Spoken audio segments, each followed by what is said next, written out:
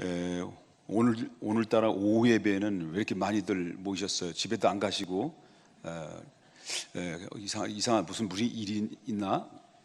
오늘 그 일기예보에는 하루 종일 그냥 비가 온다고 그랬어요. 근데 비가 안 오네요. 뭔 일이래요? 또 하나님의 은혜 가운데 또 이렇게 좋은 행사를 하라고 값진 날씨를 선물로 주신 것을 감사합니다. 사무엘성에 나오는 말씀에 잠깐 드리고 마치겠는데요. 여러분 알다시피 엘가나의 집안에는 제사장 집안이잖아요. 그러니까 레이족 속에 속해 있는 집안인데, 거기에 이제 그 한나라는 여인이 아이를 못 낳았을 때 하나님께 기도해서 이제 아이를 낳게 됐어요. 하나님 응답으로 기적처럼. 그 아이가 난 이름이 누구예요? 사무엘이죠. 사무엘이 하나님 앞에 소원한 대로 성전에 드리죠. 젖을 떼고, 그런데 떼자마자 성전에 드려서 이제 엘리 제사장 밑에서 이제 뭐냐면 제사장의 직무를 배우는 과정 속에 어렸을 때부터 사무엘은 성전에서 살았어요. 이런 가운데 있을 때 그때 시대적으로 볼 때는 어떤 시대냐라고 할 때 그 시대는 영적인 암흑 시대라고 할 수 있습니다. 이스라엘 백성도 그렇고 그때 이스라엘 지도자라고 하는 소위 제사장들도 그렇고 정말 하나님의 보실 때 정직하지 못하고 하나님을 떠나 있는 상태 속에서 하나님의 관계가 회복되지 않는 영적인 암흑 시대 속에 있었어요. 그래서 오늘 본문에 보면 1절에 뭐라고 얘기해요? 아이 사무엘이 엘리 앞에서 여호와를 섬길 때에는 뭐라고 그래요? 여호와의 말씀이 희귀하여 이상이 흔히 보이지 않았더라. 이것은 뭘 의미할까요? 그때 그 시대에는 하나님의 말씀이 첫째는 희귀하여, 여러분 병이 있긴 있는데 무슨 병이 있어요? 희귀병이 있어요. 생소하다는 거예요. 그러니까 하나님의 말씀이 생소한 거예요, 그때 당시에는. 그 다음에 두 번째는 뭐냐면, 두 번째는 이상이 흔히 보이지 않았다. 환상이나 하나님의 역사와 임재와 현현, 이런 것들이 나타나지 않은 때였어요. 그러니까 그때 당시 시대적으로 볼 때는 영적으로 암흑 시대에 놓여 있기 때문에 종교적 타락도 아울러 있다 보니까 나라나 안팎으로 볼 때는 아주 형편이 없는 상황에 놓여 있었어요. 그렇기 때문에 그러면 그 첫째는 여호와의 말씀이 희귀했다라고 하는 이 말을 이제 보게 되면, 하나님의 말씀을 이스라엘 백성들에게 안 하신 것이 아니죠. 하나님의 말씀은 계속해서 이스라엘 백성들에게 던져졌어요. 그런데 이스라엘 백성들은 그 말씀을 들어도 뭐예요? 알아듣지를 못한 거예요. 듣지를 않은 거예요. 그럴 때 설교를 많이 했다고 해서 이 사람들이 설교를 강단에서 많이 말씀을 했다 하더라도 여기 계신 분들이 다 그 말씀에 은혜 받는 게 아닌 것 같아요. 내가 볼 때는 정말 말씀을 통해서 그 한순간에 그 말씀의 한 구절이 나의 마음에 꽂혀서 나를 변화시키는 능력이죠. 그런데 중요한 것은 그때 당시에 하나님의 말씀이 안 하는 게 아니에요. 안 해서 희귀한 것이 아니라 바로 그것은 그때 당시에는 하나님의 말씀을 들을 수 있는 준비가 안 돼서 그 말씀이 희귀한 것이다라고 이렇게 이야기할 수가 있다라고 하는 거죠.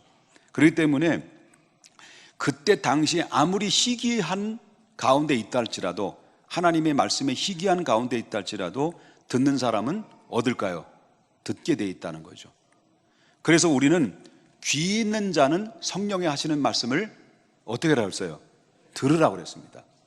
그러니까 하나님의 말씀은 아무에게나 들려지는 게 아니고, 아무에게나 느껴지는 것이 아니고, 아무에게나 감동과 감화를 얻는 게 아니에요. 그렇기 때문에 중요한 것은 하나님 앞에 이런 기도를 해요. 하나님, 말씀이 폭포수처럼 계속해서 주일마다 쏟아지긴 쏟아지는데, 그 쏟아지는 그 말씀의 주인공이, 들려지는 주인공이 저 사람이 아니라, 내 남편이 아니라, 내 아내가 아니라, 내 아들이 아니라, 내 딸이 아니라 내가 되기를 원합니다. 그런 마음의 기도를 항상 준비하는 자세가 있어야 된다라고 하는 거죠. 그래서 하나님의 말씀은 생명인데, 하나님의 말씀은 분명히 생명인데, 살아있고 운동력 있어 사람들의 영혼을 움직이고 영혼을 살려내는 능력의 말씀인데, 그때 당시 뭐예요? 그 말씀이 희귀했다라고 하는 거예요. 그 말씀이 없다라고 하는 건 뭐예요? 이 말씀이 없다라는 것은 곧 뭘 의미하냐면 죽음을 의미한다는 거예요. 그래서 이 말씀을 드리고 마칠게요. 자, 아모스 8장 11절에 보니까 이런 얘기를 해요. 제가 찾았으니까 듣기만 하세요. 아모스 8장 11절에 뭐라고 말하냐면 주 여호와의 말씀이니라. 보라, 나를 이를지라. 내가 기근을 땅에 보내리니 양식이 없어 주림이 아니며 물이 없어 가람이 아니요 여호와의 말씀을 듣지 못하 기갈이라 했습니다. 여호와의 말씀을 듣지 못해서 기갈이다. 여러분, 예를 들어서 가정인 가정인데 그 가정 안에는 말이 없다라고 생각해 보세요. 말이 없다. 말이 없는 가정이 있어요? 여러분, 다들 말을 하고 있는데 말이 없는 거예요. 아버지는 집에 와서 아무 말도 안 해요.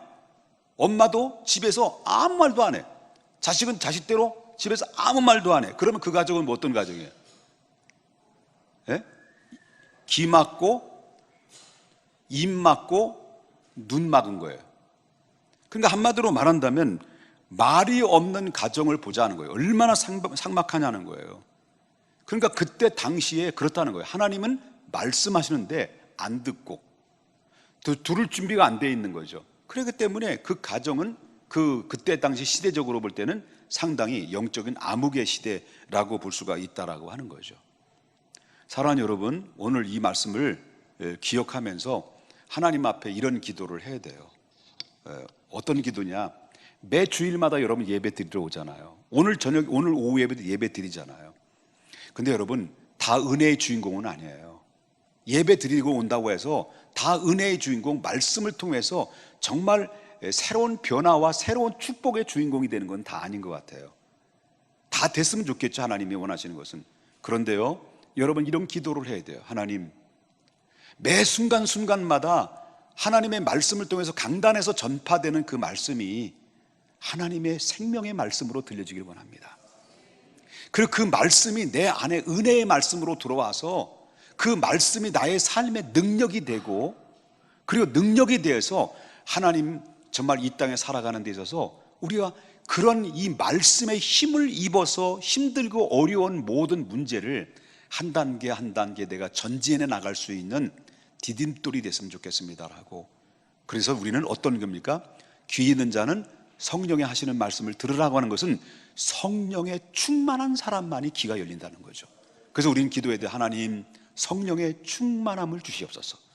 그리고 귀를 열어 주님의 귀한 법을, 주의 귀한 말씀을 듣게 해주시고, 여러분 가장 두려워해야 될 것이 바로 뭐냐면 내 심령에 말씀이 희귀하게 느껴진다는 것은 그거는 바로 죽음이에요.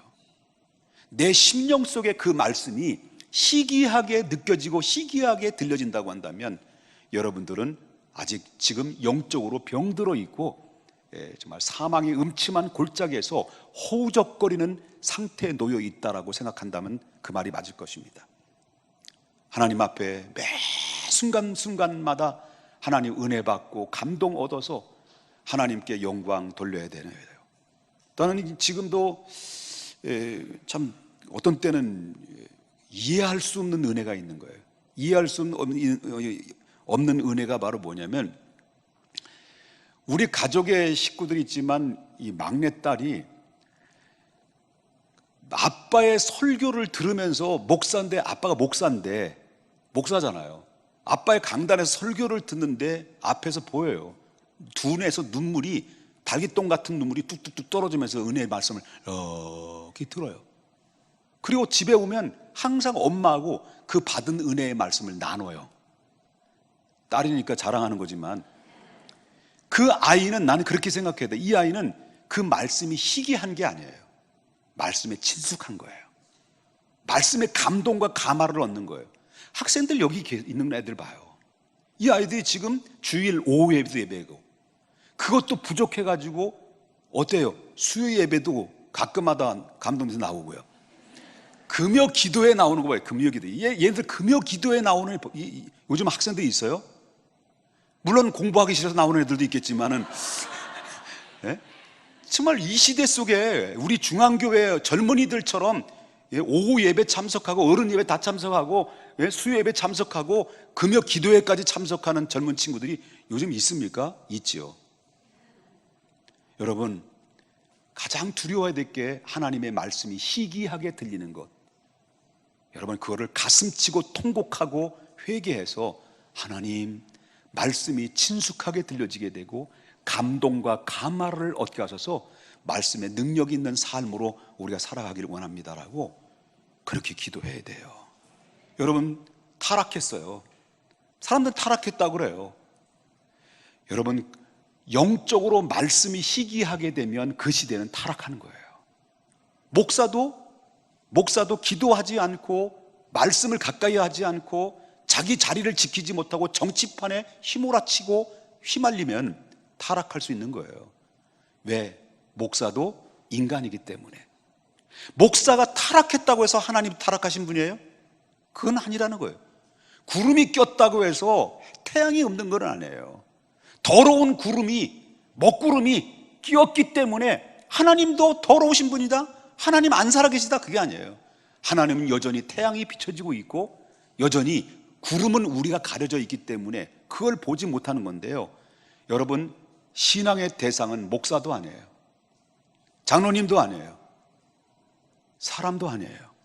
오직 구름이 아니에요. 구름을 뚫고 있는 살아계신 여호와 하나님이 우리의 믿음의 대상, 신앙의 대상, 의지의 대상임을 믿으셔야 될 줄 믿습니다. 기도하겠습니다. 거룩하신 하나님 아버지, 주님의 은혜와 사랑을 감사합니다. 우리가 자칫 잘못하면 말씀이 희귀하게 느껴지면 어쩌면 목사일지라도 그 목사는 건달 목사가 될 것입니다. 하나님, 또 우리가 하나님의 말씀이 희귀하게 느껴지면 장로님일지라도 또한 권사님일지라도 중직자일지라도 어쩌면 그 교회에 정말 유익을 끼치기보다는 그 유익에 무익한 자로서 불명예스러운 마음으로 불명예스러운 자리를 지키다가 퇴장할 수밖에 없는 초라한 인생이 될 수밖에 없습니다.